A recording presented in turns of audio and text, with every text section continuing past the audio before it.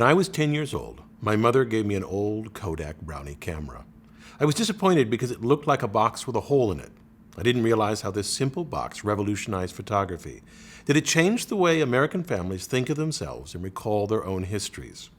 The Brownie camera was the brainchild of George Eastman. In 1871, this 17-year-old bank clerk took up photography. It wasn't a simple thing in those days. In Eastman's own words, it took a packhorse load of equipment, including a sink because making photos was messy business. It involved coating glass plates with egg whites. His first step was to get rid of the sink to make the process dry. Eastman worked in his mother's kitchen to make dry plates, even boiling his chemicals in her teapot. He went into business as the Eastman Dry Plate Company. Eastman felt he could make money from his plates, but only if there existed a small, simple camera to use them. This started him on a 20-year quest. His first camera in 1885 included a key feature, a roll of film.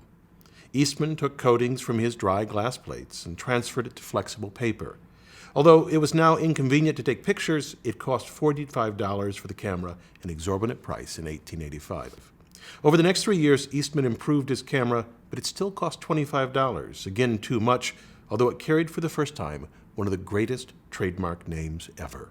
To name the camera, Eastman looked for a simple word that could be pronounced in every language. Eastman's favorite letter was K. He said it was strong, incisive, firm, and unyielding. From this feeling, he conjured up Kodak. With profits from these cameras, Eastman spent 10 more years perfecting his ultimate camera, the Brownie. It sold for $1 plus 15 cents for film. In its first year, 1900, 5,000 of them flew off the shelves, spreading across the globe. In 1904, for example, when the Dalai Lama came down from his Tibetan capital for the first time, he brought with him his Kodak camera. In spite of the success of the Brownie, Eastman continued creating new cameras until he got a painful spinal condition that made him inactive. Always the man of action, Eastman made a plan. He tidied up his will, then asked his doctor to show him exactly where his heart was. In 1932, George Eastman shot himself through the heart, leaving behind a yellow-lined piece of paper with the words, "To my friends, my work is done. Why wait?" And what work that was. This year alone, Americans will take 70 billion photos, not simply photographs, but memories to be shared for years, all started by George Eastman and his Brownie camera.